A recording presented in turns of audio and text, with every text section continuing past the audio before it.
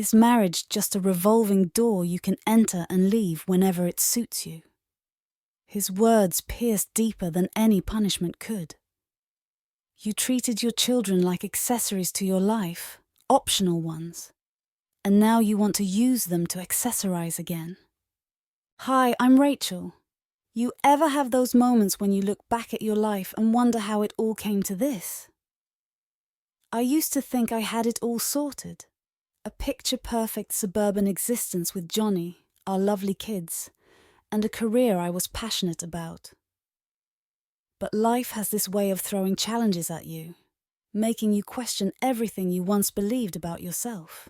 Johnny and I had shared 12 beautiful years as a married couple. He was everything you'd hope for in a partner: caring, supportive, and an incredible father. Our little boy, only 4 at the time, was his carbon copy, always shadowing him with a toy hammer, trying to fix things around the house.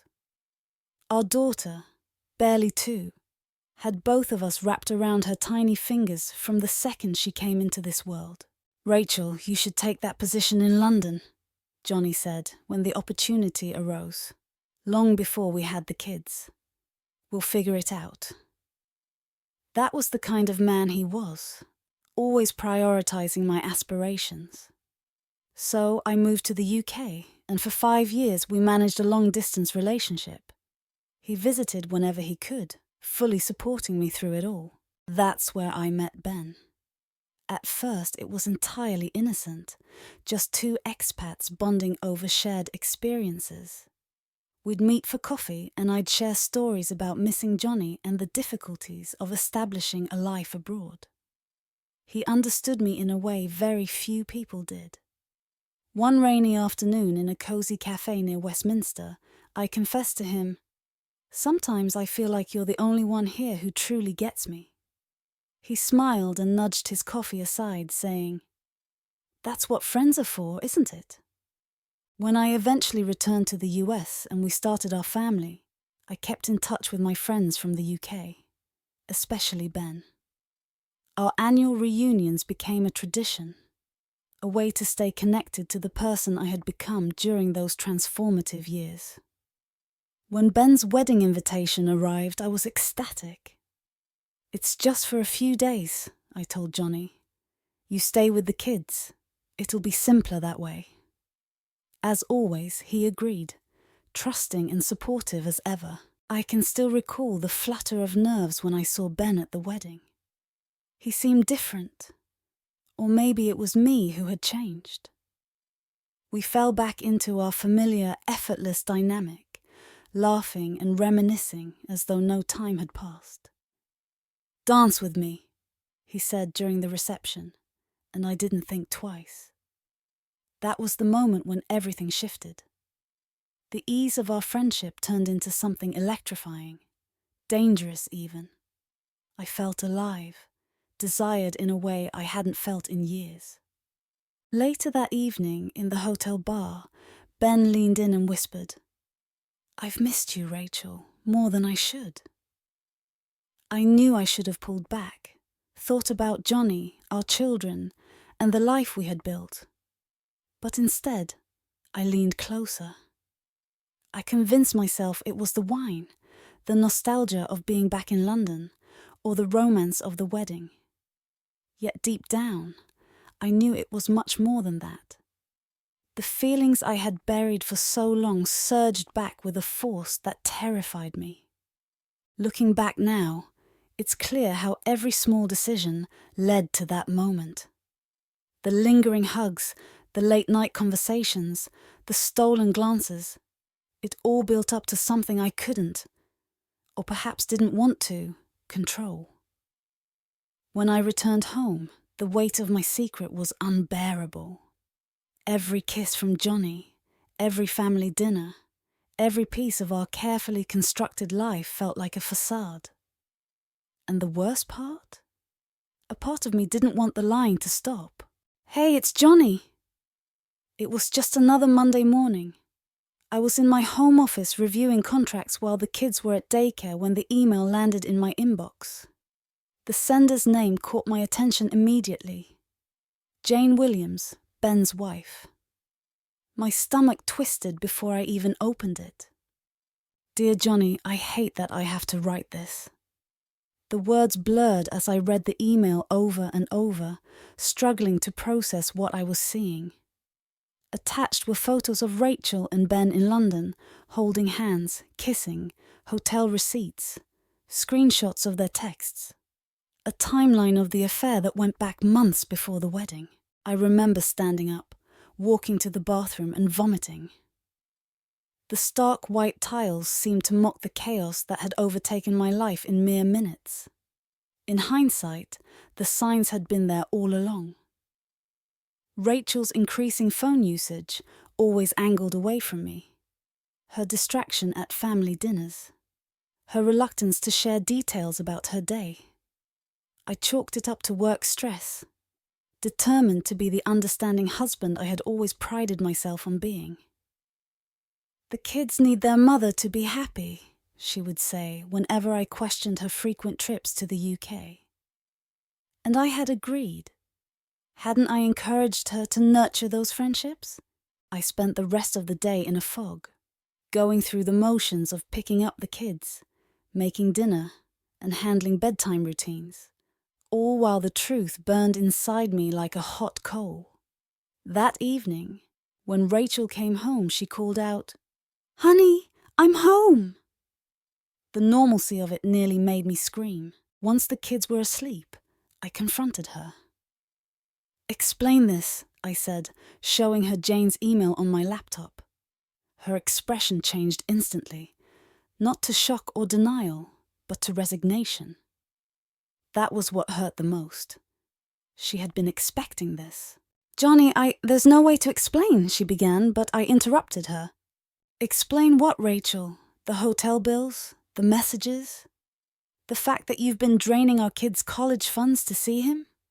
She sank onto the living room couch, the same one where we had spent countless evenings watching movies with the kids. "I love him, Johnny. I've loved him for years." Her confession was devastating in its simplicity. "Years? Rachel, we have children, a family, a life." "I know," she whispered. "But I can't keep living this lie. Ben and we're meant to be together. I've tried to fight it, but I just can't anymore." I laughed, a hollow sound that startled even me. "Meant to be together? He's married, Rachel. He has kids of his own. Did you ever think about them? Did you think about our children?"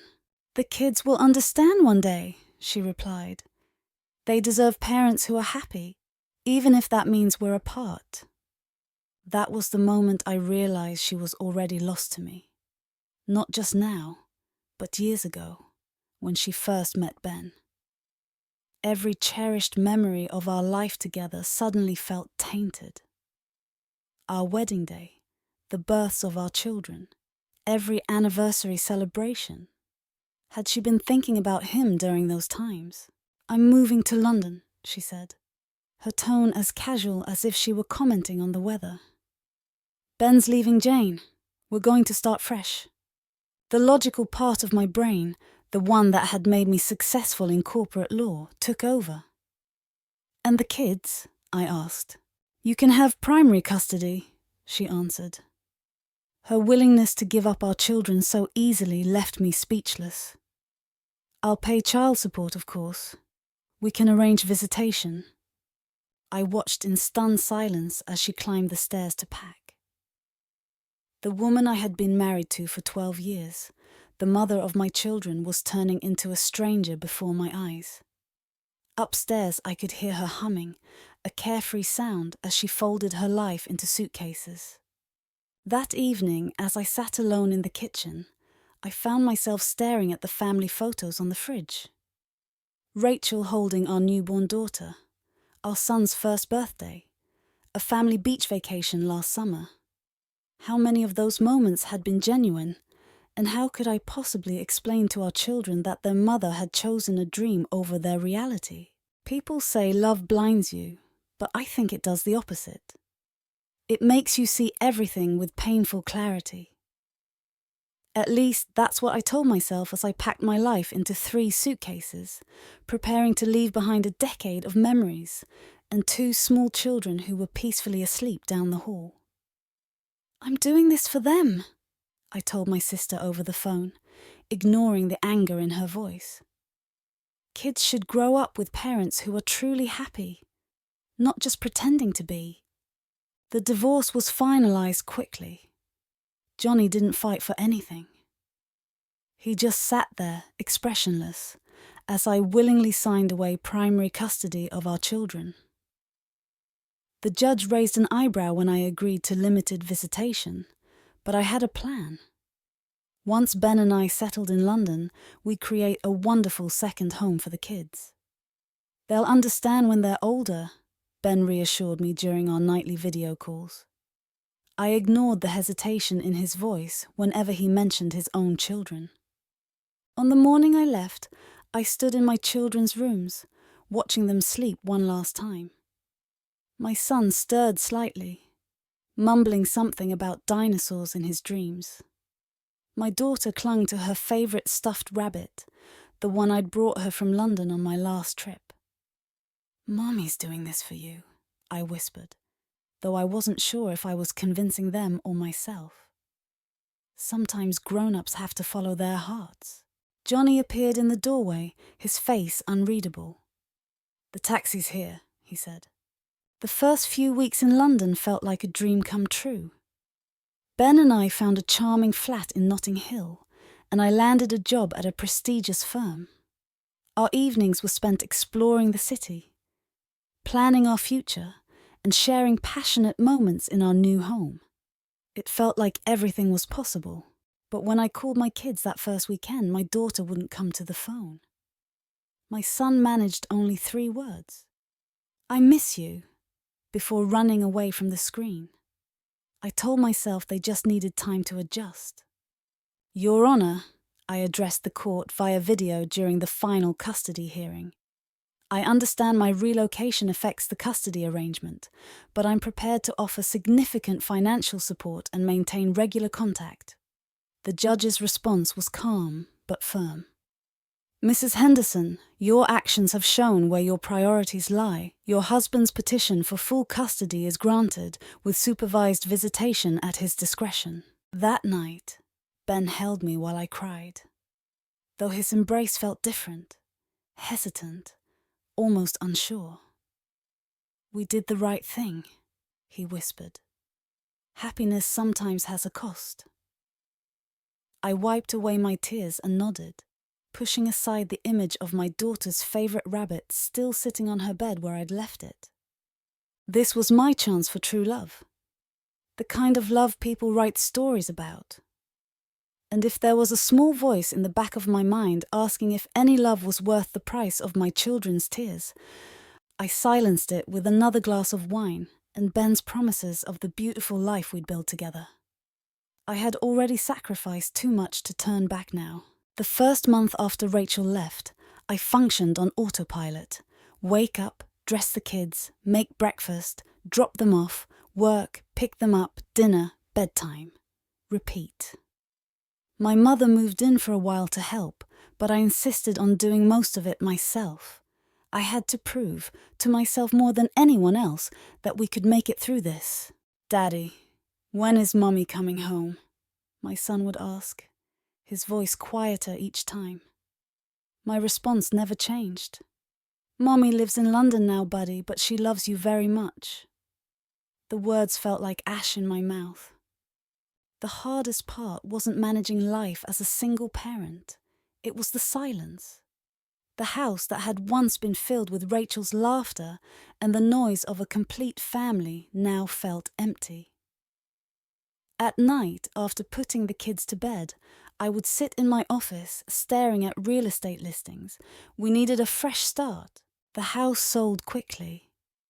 "I found a smaller place closer to the kids' school," I told my sister during one of our weekly calls. "It has a great backyard for them." She paused before asking, "Have you heard from Rachel?" The truth was, Rachel's calls had become sporadic. She missed our daughter's ballet recital, blaming an important dinner with Ben's colleagues. When she did call, the kids had little interest in talking to her. My daughter, especially, would leave the room at the mention of her mother's name. 3 months after Rachel left, moving day arrived. As we packed, I found a box of family photos in the attic. One was of Rachel holding our son moments after he was born, her face glowing with happiness. I placed it in the donation pile. "Daddy!" My daughter tugged on my sleeve, clutching her stuffed rabbit. "Can I have a new room? Pink is for babies." I smiled at her bravery. "Of course, sweetheart. What colour do you want?" "Purple," she said with a small, determined nod. The house became our refuge, I told myself as I worked on making it a home. I turned the guest room into a play area, painted my daughter's bedroom purple, and helped my son install a mini basketball hoop in his room. We created new routines: Saturday pancakes, Sunday park visits, and nightly story time where the kids chose the books. Rachel's child support checks arrived on time, but her visits never did. Instead, she sent extravagant gifts for birthdays and holidays, which the children acknowledged with less and less enthusiasm. During one video call, our son asked her what grade he was in, and she guessed wrong. "You're doing a great job," my mother reassured me one evening as she watched me help the kids with their homework. "They're happy, Johnny. Different, but happy." I knew what she meant. The children had developed a strength I both admired and grieved for. They'd learned too early that love could be conditional, that people could choose to leave, but they'd also discovered loyalty from those who stayed. One night, I found my daughter asleep in her brother's room. They were curled up together with a photo album open to a page from our last family vacation. Carrying her back to her bed, I felt the ache in my chest at how light she was in my arms. "We're going to be okay," I whispered, more for myself than for her. For the first time since Rachel left, I believed it. The next morning, watching my kids chase each other in the yard before school, I realized something profound. We weren't just surviving anymore. We were living. It was different, but in its own way, we were whole. Sometimes that's enough. Now, at 41, I find myself back in the suburban town I left 5 years ago. Everything feels changed. The coffee shop where I used to take my daughter for hot chocolate is now a trendy juice bar. My son's favourite playground has been updated with equipment I've never seen. Even the trees seem taller and more distant, or maybe that's just my perception. The breakdown of my relationship with Ben wasn't dramatic. It unravelled gradually, like water eroding a stone. First, there were the fights about his kids, who refused to speak to him after what we had done to their mother. Then came the gossip at his workplace about the woman who had destroyed a family. Finally, Jane revealed that Ben had been unfaithful to her with more than just me. I wasn't special after all. "You're just like the others," Jane told me in court, her voice filled with cold satisfaction. "Did you really think you were different? That you'd change him?" My arrest in London still feels like a bad dream. Jane reported me after an incident with Ben's children, a moment of frustration where I grabbed his daughter's arm too hard and yelled things I deeply regret. The British legal system isn't kind to outsiders, especially when they harm children. I spent 3 months in prison, which gave me plenty of time to reflect on how far I'd fallen. Ben didn't visit me once. The only contact I had from him was a text. "I think it's best if we end things. I'm reconciling with Jane." Just like that, 5 years of passion and supposed love were reduced to a short message. Now I live in a small apartment on the outskirts of town, working as a paralegal because no law firm will hire someone with my record. My savings are gone, spent on legal fees and the move back to the US. The irony isn't lost on me. I gave up everything for a man who discarded me as easily as I had discarded my family. Yesterday I saw Johnny and the kids at the mall. He didn't even glance in my direction, acting as if I were invisible. My children didn't recognize me. My daughter, now 7, laughed with her brother, her hair styled in a way I'd never seen before. My son, now 9, walked confidently beside her, tall and protective like his father. They looked content, whole, without me. "Johnny," I pleaded during a meeting at his office. "They're my children too. I have a right to see them." His response was calm, measured, the same tone he'd used in court. "Rights? You gave up your rights when you walked out on them. Do you know they don't even remember you? My youngest doesn't have a single memory of her mother." He shook his head. "They've moved on, Rachel. You should too." His words cut deeper than any prison sentence. "You treated your children like accessories you could discard, and now you want to accessorize with them again." The custody hearing was a formality. My criminal record, combined with Johnny's evidence of the children's stability under his care, made the judge's decision easy. The restraining order was an unexpected blow, though I probably should have anticipated it after my outburst in court. The court finds that contact with the mother would be harmful to the children's emotional well-being, the judge declared. Given the established pattern of abandonment and the recent criminal conviction, all visitation rights are permanently revoked. That night, I drove past our old house, now occupied by strangers. The purple flowers I'd planted in the front yard still bloomed, outlasting my role in my children's lives. It felt fitting that the only legacy I'd left behind was a garden I could no longer tend. My therapist encourages me to focus on building a new life. But how do you start fresh when your foundation is built on regret? The worst part isn't the loneliness or the judgment from others.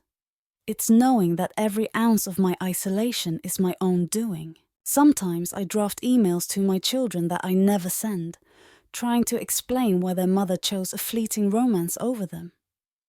The words always fall short.